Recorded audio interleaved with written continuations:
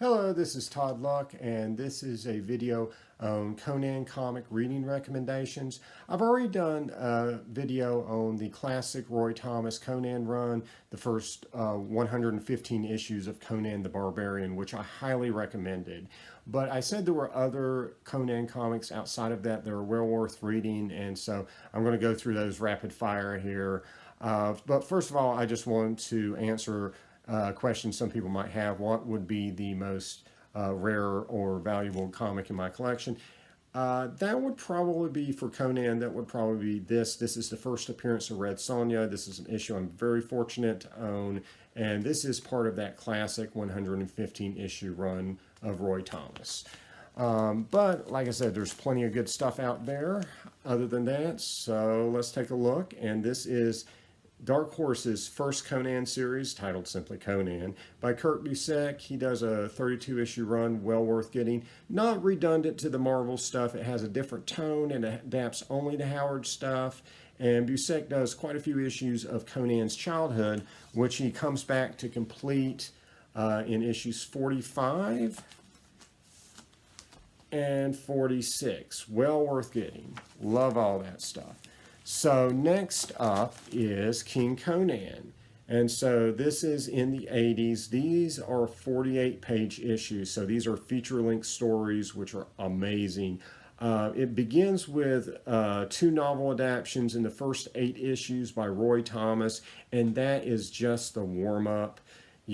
After that, for the first 28 issues, you're going to get some great stories. After the Thomas adaptions, you're going to get some great original stories from Doug Munch and also Alan Zelentes, who are both amazing Conan writers. If you ever see any issue they're doing, pick them up. They're great. And so let's go into one-shots.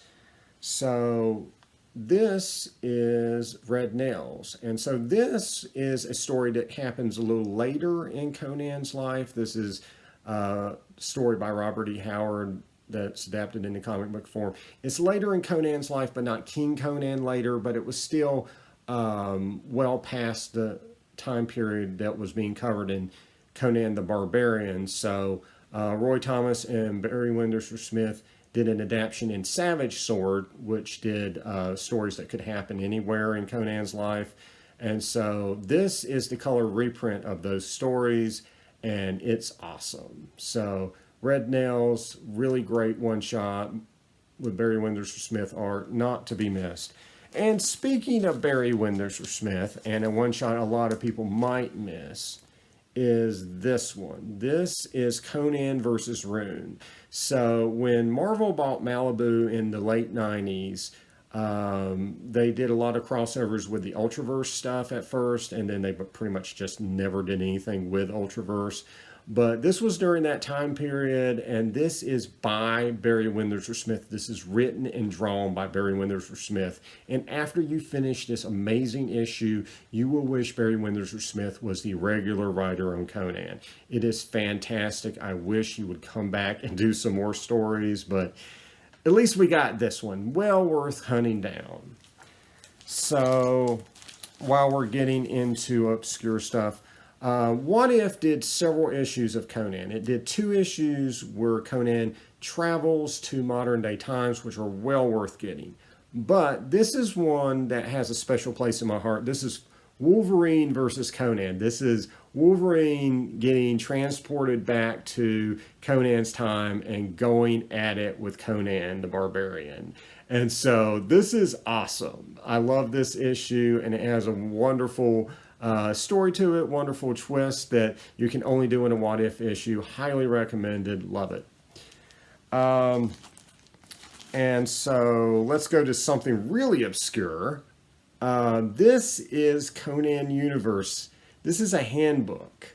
And a lot of the time, you know, when you do these like DC Comics Who type of things, it's either really it's really dry and tedious to read, or it's like oversimplified and doesn't tell you anything. This is just awesome. This is I liked reading it, I enjoyed reading it, and I learned a lot. So if you're into the Howard stuff, I really recommend the official handbook of the Conan universe. Also put out in the 80s, by the way. And so let's get into annuals. And so I've already talked about this. This is a adaptation of the first Conan story by Robert E. Howard, The Phoenix on the Sword, and probably my first Conan comic as a child. At least that's what I remember. So this is an annual well worth getting. And speaking of annuals, if you get annuals 4 and 5, you're going to get the story of basically how Conan married his wife. So this is a story of when Conan is king. And so he first meets his wife in the Robert E. Howard novel, Hour of the Dragon, also known as Conan the Conqueror. And so there's this chick named Zenobia, and she's a slave of some, I believe it's a king that's keeping Conan captive. And so she helps him escape. He promises to come back and marry her.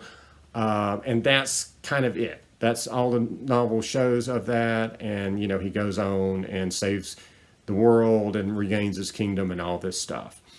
This story picks back up and shows how he came back from Zenobia. It's a cool story. And then this is the story of Conan's wedding night. And obviously, you know, at the end, it'll show the actual event with him marrying Zenobia.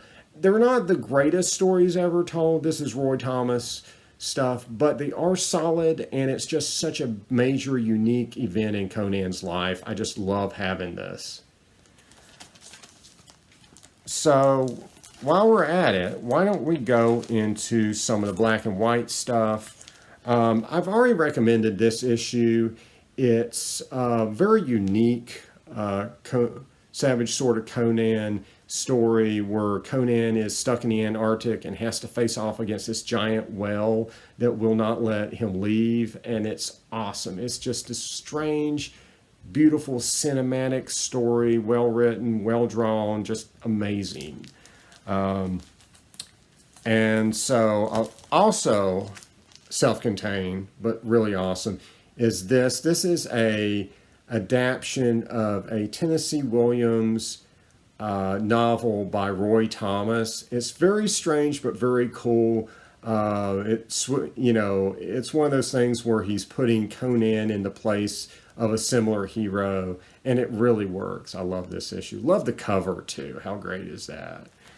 And then this is also a great issue of Savage Sword. This is also by Roy Thomas, and this is a team up with Solomon Kane. This is actually the last part of this. It's a 2-part saga, and I've only got the last issue of it, but it's really cool. And as far as the Savage Sword goes, this is just like random issues I got that I really liked. I don't have a whole lot of Savage Sword compared to like how many issues exist of this series. But Dark Horse does have some great reprints. It's a little mixed. Not all the stories in Savage Sword are great, but there's a lot of good stuff in there, and I highly recommend getting Dark Horse reprints of Savage Sword if you're looking for some really cool black and white Conan stories. But Savage Sword was not the only black and white Conan magazine Marvel put out. This is Conan the Savage. And this is something that was put out at the end of Marvel's Conan run. And so this is something a lot of people would overlook, but I recommend trying these out. The stories are solid, but oh my God, the artwork and the design work is amazing. When I talk about like, I want inspired design work in a Conan comic, this is it. I just highly recommend picking these just for the artwork alone, but the stories are solid as well.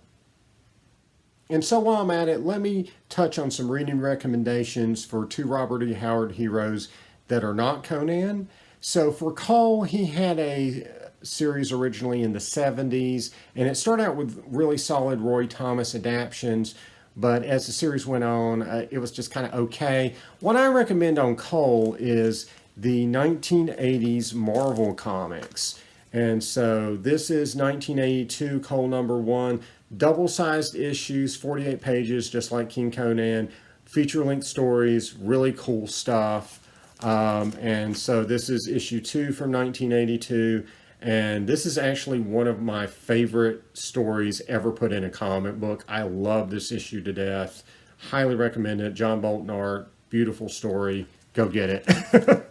And then they started over with another #1 in 1983, and this one would have those double-sized issues for the first few issues, and then they switched over to the regular 22-page stories. So as far as Cull more modern stuff goes, Dark Horse. Get all the Dark Horse Cull stuff. There were 3 Dark Horse miniseries. The last 2 are written by David Lapham. They're all really good. I highly recommend it. Fantastic, fantastic stuff. On Solomon Kane, my recommendation for color comics is really simple. 1980s 6-issue Marvel miniseries. This is fantastic stuff. Like I said, 6 issues. Great, great comics. Highly recommended for Solomon Kane. Now, that's for color comics on those 2 characters. Dark Horse, again, has done these really thick reprints of the black and white stuff for both Cull and Solomon Kane. I think there's like 2 volumes for Cull and then 1 for Solomon Kane. Again, this is going to be some mixed stuff, but there's a lot of good stories in both of them. If you fall in love with these characters, get this. And so those are my reading recommendations. And I just want to show you guys what the next thing I'm going to read with Conan in it is. And it is this. So there are also Conan graphic novels, and these are a little obscure. This is Conan of the Isles. So this is one of the later Conan novels. And this actually tells the story of Conan's later years and one of the final stories we ever see of him in his life. And this actually started as an adaptation in the Conan novels, but they were planning to do it as a serialized adaptation in the annuals. And somebody in the office, I guess, realized, like, oh gosh, that would take years and would be really, really long. So instead they decided to reprint that first annual and do it as a graphic novel, so the entire, adaptation is in here. I'm really looking forward to reading this. Very, very highly anticipated. Been waiting years to read Conan of the Isles, the entire story. Oh, and one thing I want to mention before I go. So I mentioned Conan the Conqueror, or Hour of the Dragon, where he meets his wife for the first time. If you want to get an adaptation of that in comic book form, you're going to get these issues behind me. It's just the easiest way to get it and the cheapest way as well. So if you want that, that is Conan Saga 22 through 25. Right here's issue 25. That's 22.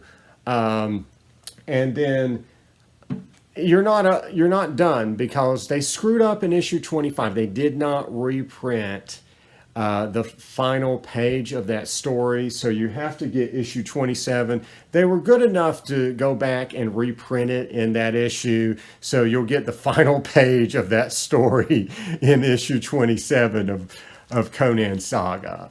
But that is well worth picking up. I really like that story. All the Howard adaptions are worth picking up. If you see anything adapted to Robert E. Howard's story, just get it. You'll be happy. But anyway, those are the favorite Conan stories that at least I can think of right now outside of Roy Thomas's original run.